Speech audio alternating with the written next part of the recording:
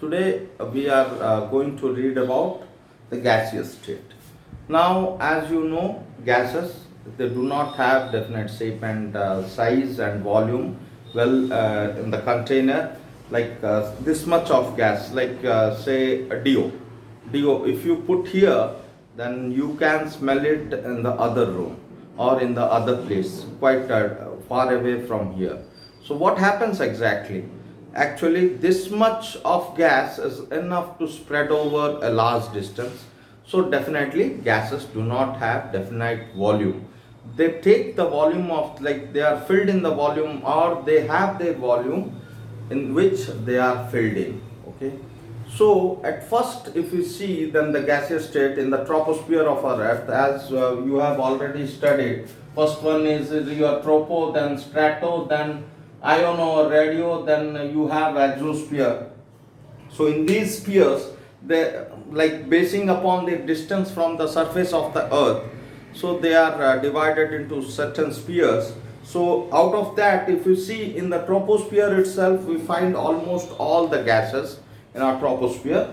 So in the troposphere, if you see, then up to a certain extent the gases are there, like oxygen you cannot find it in higher altitude. That's why the mountaineers, they take oxygen tank while climbing the mountains, like K2 Kanchenjunga, and you have your Mount Everest. Okay, so for that reason, oxygen and dinitrogen, that is N2, and you see water vapor and carbon dioxide also, it is present in the atmosphere in the troposphere level. So if we see troposphere of atmosphere, then we can see oxygen, nitrogen, carbon dioxide, water vapor, etc. Whereas if we see keenly in the periodic table, what happens? देखो बच्चों, periodic table में हम अगर देखेंगे eight normal temperature and pressure, normal temperature and pressure में अगर periodic table को हम देखें, कुछ बाकी सब एलिमेंट्स को छोड़ दो, पहले तो देखते हैं फर्स्ट ग्रुप में यहाँ पे जो हाइड्रोजन रहता है, हाइड्रोजन जो सेपरेटली रहता है, that is in gaseous form, and you have helium in the inert gas group, that is also in gaseous form. Then after left side में ज्यादातर सभी मेटल, सभी सॉलिड्स ही रहते हैं, और जो है हमारा ग्रुप 3 जो होता है, वहां पे लगभग हमको we get that those are in solid form, okay, or liquid form. But the gaseous form under normal temperature and pressure are the 11 elements, that is the nitrogen, oxygen, fluorine, neon, then helium, neon, argon, krypton, xenon, radon. Okay, these are the 6 noble gases, and these 3, and you have your hydrogen. Okay, then after you see one thing more is there, then chlorine also, it exists in the gaseous state at normal temperature and pressure. So definitely the gaseous state is more important because it has different characteristics. So the characteristics of gaseous state, if we go keenly, then we can observe that gaseous state first characteristics is shape and volume. तो जो shape and volume क्या होता है ना, gases का definite shape नहीं रहता है, साइज नहीं रहता है, वॉल्यूम नहीं रहता है. So you can write gases neither have shape nor have volume, but takes the shape and volume of the container in which they are filled in.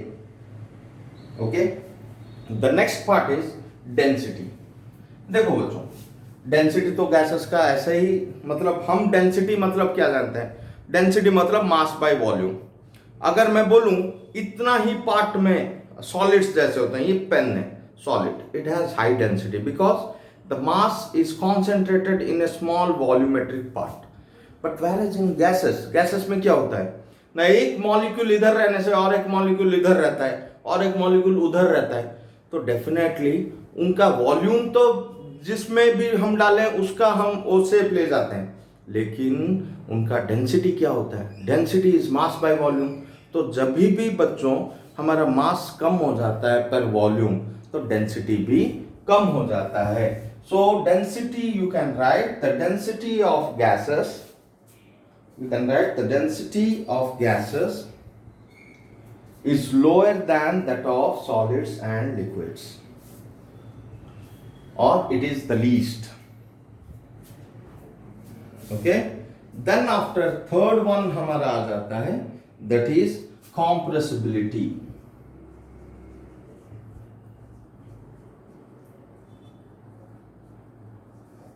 compressibility, जाहिर है गैसेस में क्या होता है, अगर हम यहाँ पे एक लेंगे, कुछ वॉल्यूम कंटेनर लेते हैं, यहाँ पे एक मॉलिक्यूल रहता है, यहाँ पे एक मॉलिक्यूल रहता है, यहाँ पे एक मॉलिक्यूल रहता है, ऐसे मॉलिक्यूल्स वेरी डिस्टॉर्टली सेपरेट होते रहते हैं, एक दूसरे से बहुत ज़्यादा दूर में रहते हैं. जब हम प्रेशर डालते हैं, अगर हम प्रेशर चारों तरफ से डालेंगे तो क्या होता है, यहाँ पे ये सब एक दूसरे के नज़दीक आ जाते हैं. तो इट हैज हाई कॉम्प्रेसिबिलिटी. हम अगर इतने सारे गैसेस को लेंगे और उनको हाई प्रेशर और लो टेम्परेचर ला देंगे, then they will get converted into a very small volume. So gases have high compressible factor, high compressibility factor. Okay. लेकिन लिक्विड्स, तुम लोग बोलोगे सर लिक्विड्स भी तो कंप्रेसिबल होते हैं. हाँ, लेकिन इतने सारे लिक्विड को लेंगे तो जाहिर है थोड़ा ही कंप्रेसिबल होगा. सॉलिड्स बहुत कम कंप्रेस होते हैं, लेकिन गैसेस जो है वो ज्यादा कंप्रेस हो सकते हैं क्योंकि उनमें इंटरमॉलिक्यूलर स्पेसेस बहुत ज्यादा रहता है. So you can right what is in case of gases, they are highly compressible. They are highly compressible. Then fourth one is diffusibility. Diffusibility. Diffusibility मतलब क्या है? Diffuse होना, मिलना, एक दूसरे के साथ पूरा मिल जाना.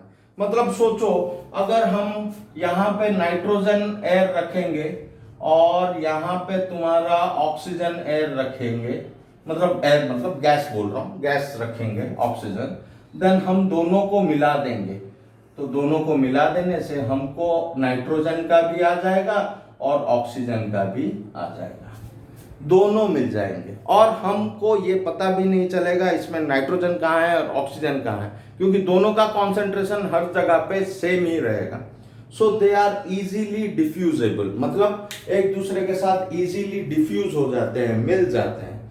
सो you can write gases intermix completely, gases intermix completely in all proportions without any mechanical aid. उनमें कुछ मैकेनिकल एड नहीं चाहिए, मतलब कुछ हम प्रेशर डालेंगे, हम टेम्परेचर कम करेंगे, वैसे कुछ नहीं चाहिए फैक्टर्स. डायरेक्टली वो लोग ऑटोमेटिक एक दूसरे के साथ मिल जाते हैं. Then after coming to the next point, that is your diffusibility हो गया, कंप्रेसिबिलिटी हो गया. देन तुम्हारा आ जाता है होमोजेनिटी.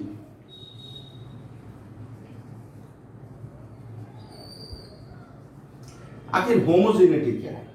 होमोजेनिटी मतलब अभी मैं तुम्हें बोला, हम डिफरेंशिएट नहीं कर सकते हैं गैस कहां पे कितना कॉन्सेंट्रेशन में है. मतलब अगर सोचो एक गैस हम लेते हैं इतने छोटे कंटेनर में और यहां पे हम गैस को फिल कर देते हैं, ठीक है.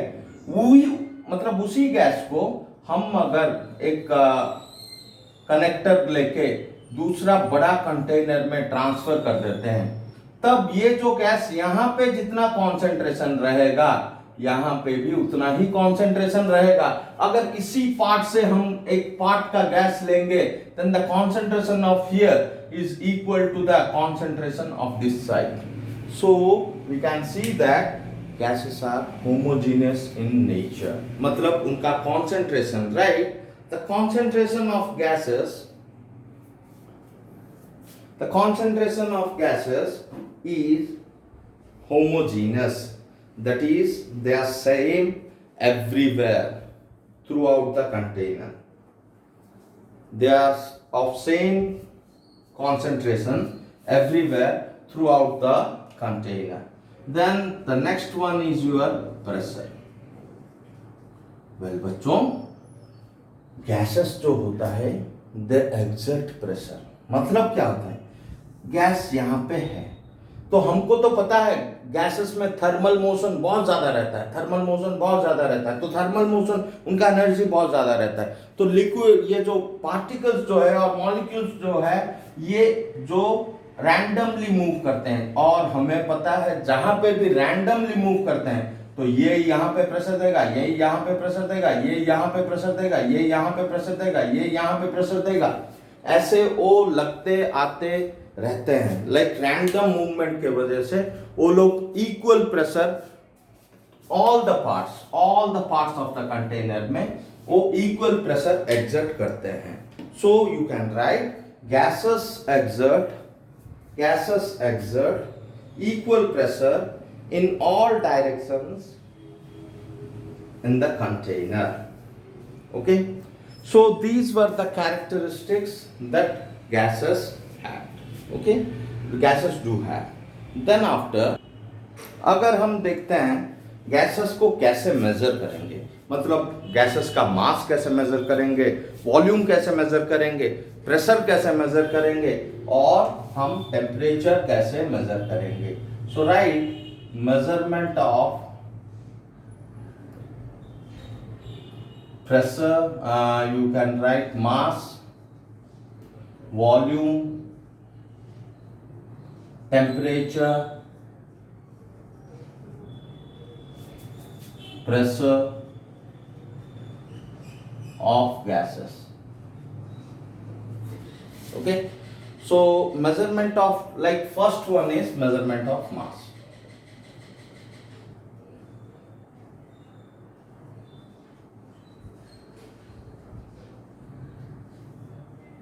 So if you see mass, gases do have mass.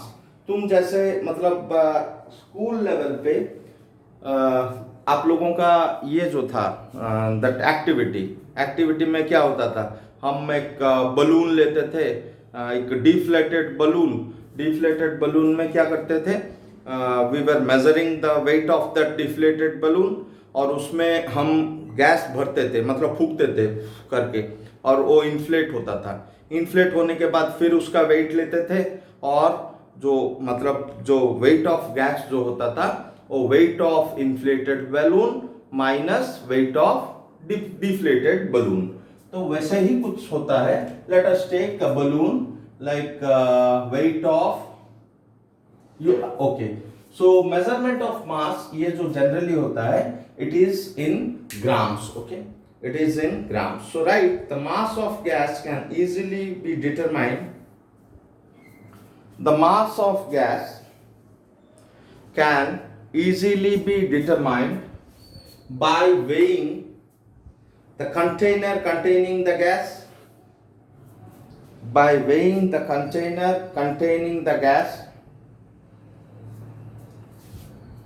and then emptying the container, and then emptying खाली करना, EMPTYING, emptying the container by taking out the gas from the container and then weighing it,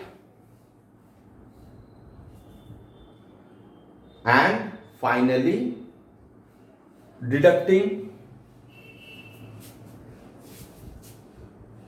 or finally you can say getting the difference value is the mass of the gas, or measurement of mass of the gas. That is, let us take, if we say weight of deflated balloon. Okay, balloon is your it is W1 grams, and weight of inflated balloon is your W2 grams. Okay. Therefore, weight of gas equal to W2 minus W1 grams. बच्चों कभी कभी amount of gas भी हमें calculate करना पड़ता है। So amount of gases can be calculated by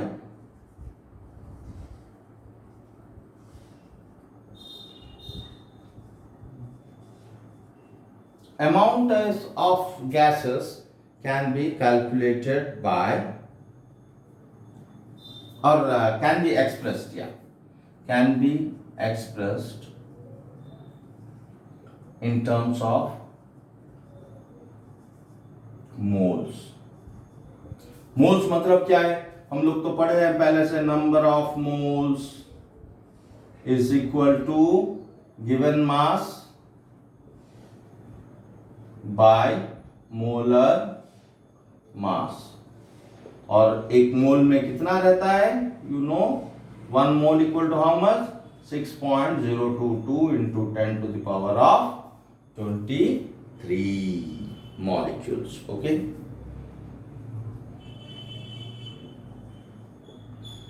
तो ये सब है तुम्हारा मेजरमेंट ऑफ मास के लिए हमें यूज करते हैं. Then second one if you see, then that is measurement of volume. Measurement of volume.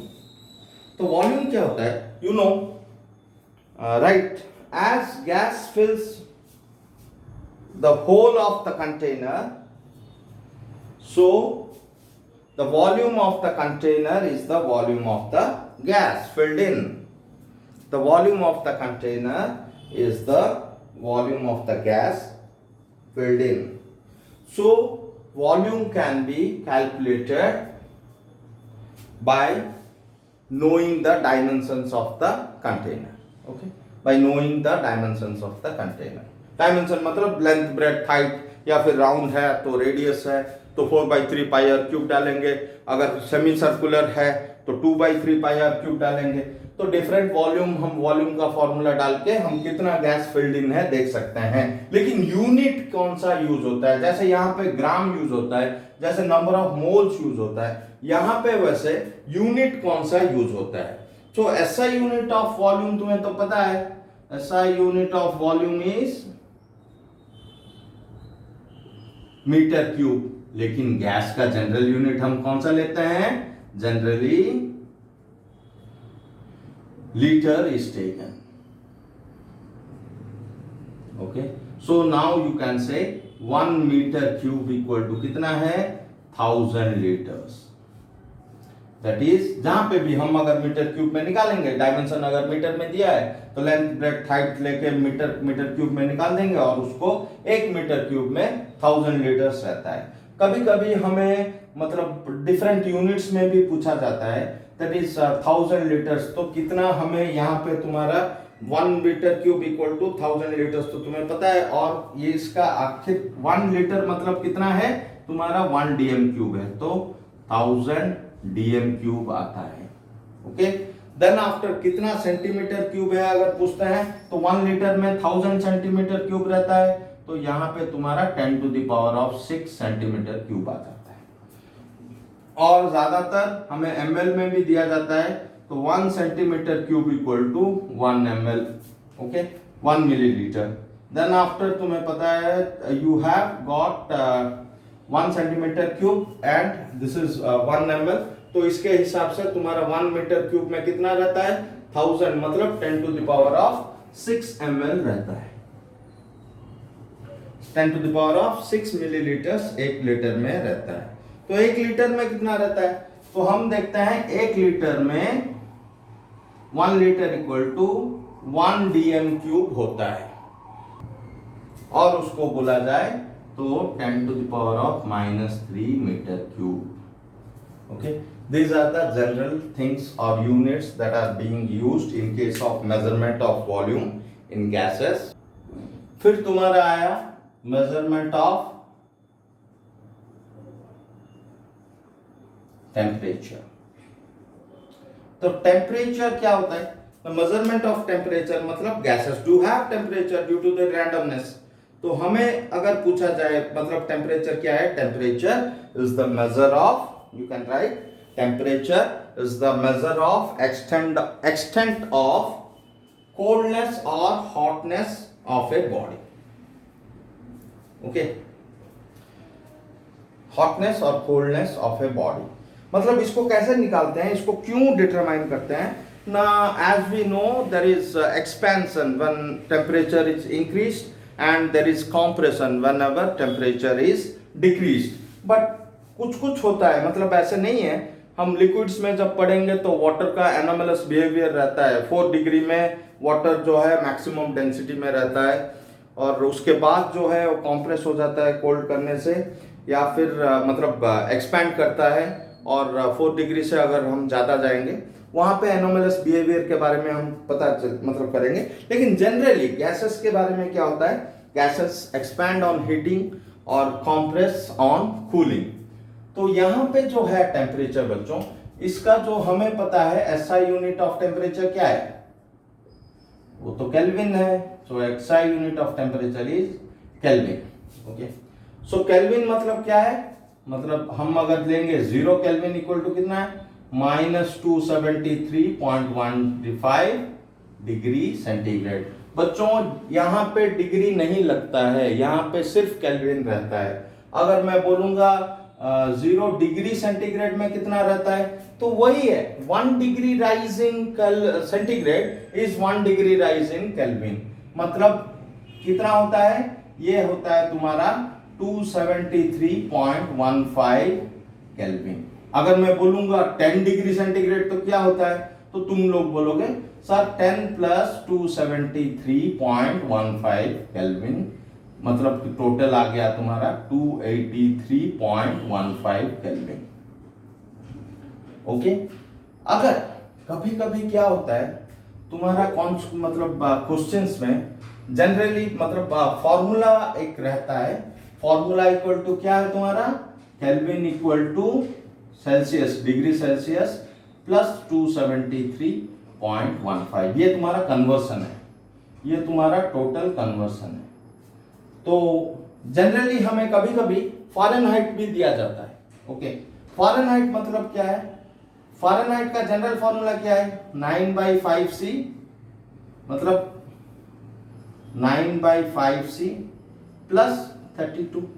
और तुम्हें मतलब फ़ारेनहाइट अगर दिया है तो कुछ भी अगर इफ यू मतलब ऐसा दिया है तुम्हारा फ़ारेनहाइट, तो हमें सेल्सियस कितना आया, C इक्वल टू क्या है, F-32 होल 5/9.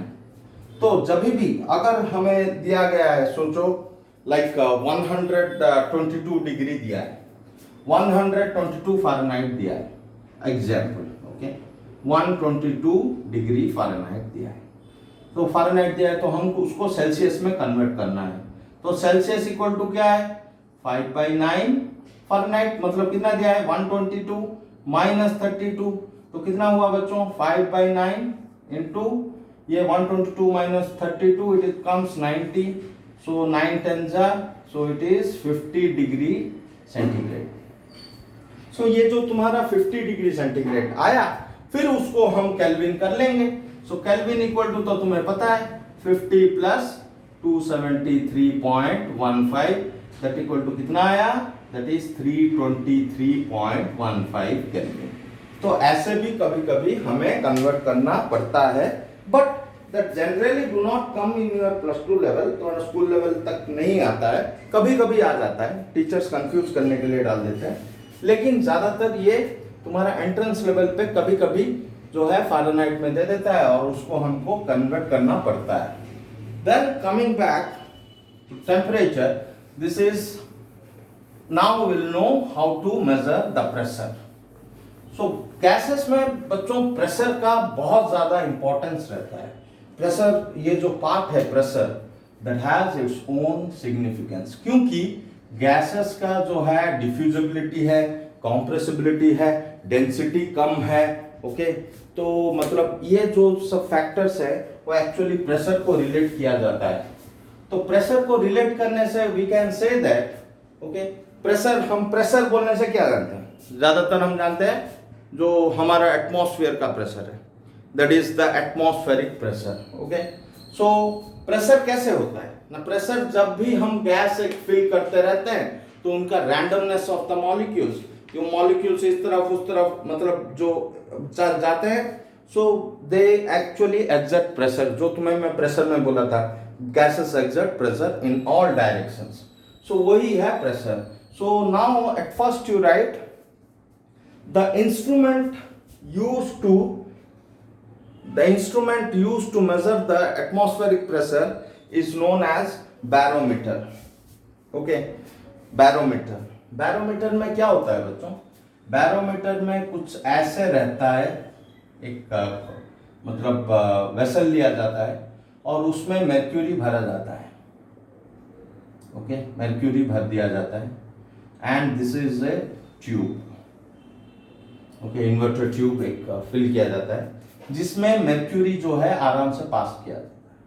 सो यहाँ पे क्या होता है, एटमॉस्फेरिक प्रेशर यहाँ पे ऐसे आता है, तुम्हारा एटमॉस्फेयर का प्रेशर इस तरफ आने से क्या होता है, एज यू नो यहाँ पे प्रेशर आने से यहाँ पे मर्क्यूरी लेवल जो है राइज होता है और ये जो हाइट है this is known as your atmospheric pressure. मतलब ज्यादातर तुम्हें पता है हम सी लेवल पे हैं, we are Berhampur is in sea level. Okay, then हम अगर थोड़ा like if you go to Shimla, if you go to like your Himalayas Srinagar, तो वो सब बहुत ज़्यादा अल्टीट्यूड पे हैं, तो वहाँ पे जो है एटमॉस्फेरिक प्रेशर थोड़ा कम रहता है. क्योंकि यहाँ पे अगर हम अर्थ का बारे में सोचेंगे तो ये जो अर्थ है ऐसे सोचेंगे तो यहाँ तक हमारा एटमॉस्फेरिक प्रेशर रहता है, हम यहाँ पे हैं सोचो, तो थोड़ा ज़्यादा ऊपर रहने से, एक प्लेट्यू थोड़ा रीजन रहने से यहाँ पे इतना ही प्रेशर आएगा और यहाँ पे हमारा इतना एयर कॉलम का प्रेशर आता है.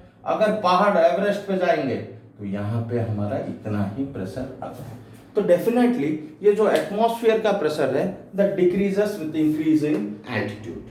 ओके, सो ऐसे है तुम्हारा बैरोमीटर यहाँ पे यूज होता है.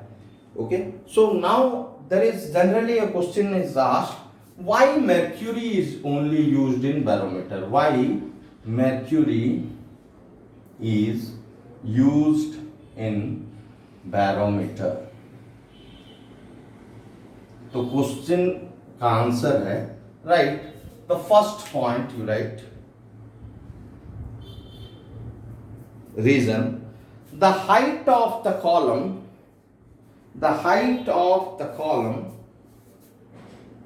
in a barometer is inversely proportional to the density of the liquid. As mercury has high density,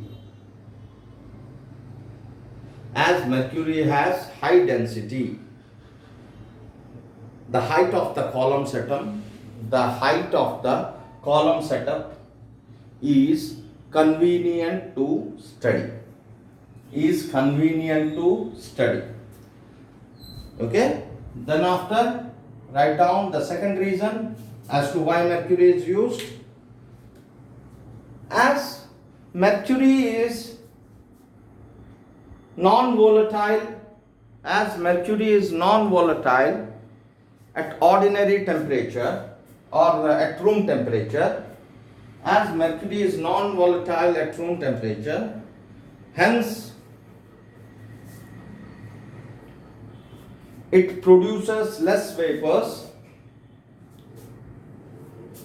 and the pressure by this vapor is negligible, and the pressure by this vapor is less vapor, and the pressure by this less vapor is negligible. That's why हमारा mercury use करते हैं. Okay, then after coming back to your pressure, now this is for atmospheric pressure. Okay, barometer is used for atmospheric pressure. Now the second thing is comes, sir, यहाँ पे हम तो gases के बारे में पढ़ रहे हैं. हाँ, एटमॉस्फेयर में भी तो गैसेस ही है, तो गैसेस का तो प्रेशर हम स्टडी करते हैं, तो बैरोमीटर होता है एटमॉस्फेरिक प्रेशर में. हम जब नॉर्मल गैसेस मतलब रूम में अगर गैस लेंगे किसी कंटेनर में, उसमें कितना प्रेशर है, how to calculate that? Well, वहां पे हमारा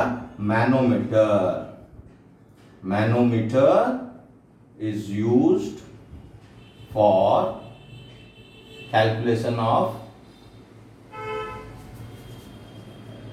गैसियस प्रेशर और pressure of gas.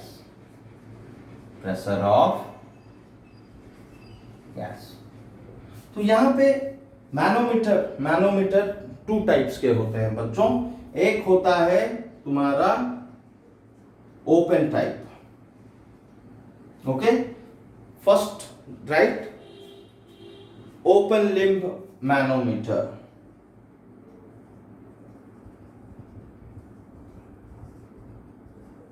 Open limb manometer. Open limb manometer में क्या होता है, एक राउंड बॉटम फ्लास्क रहता है.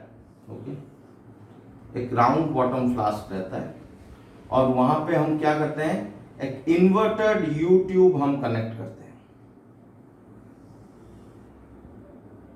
एक inverted very narrow tube, you tube एक कनेक्ट करते हैं और वहां पे ओपन एंड रखते हैं, मतलब इसको क्लोज नहीं किया जाता. whereas in case of closed limb manometer, close limb में क्या होता है ना, सेम उसका जो है अरेंजमेंट सेम होता है. यहां पे भी हम इन्वर्टेड यू ट्यूब ही लेते हैं.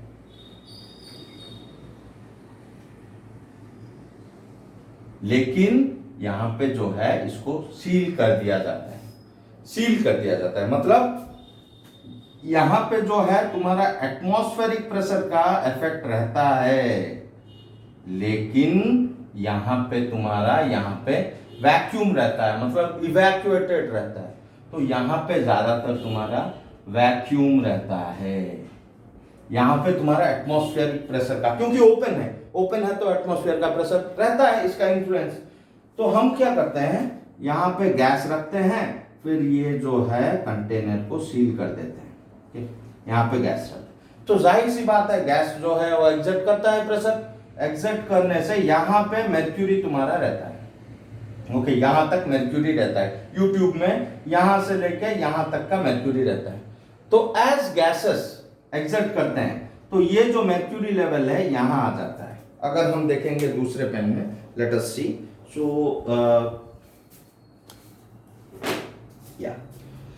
सो यहां पे जो पहले मर्क्यूरी था वो यहां तक आ गया और यहां पे जो तुम्हारा मर्क्यूरी था वो यहां चला गया. ओके,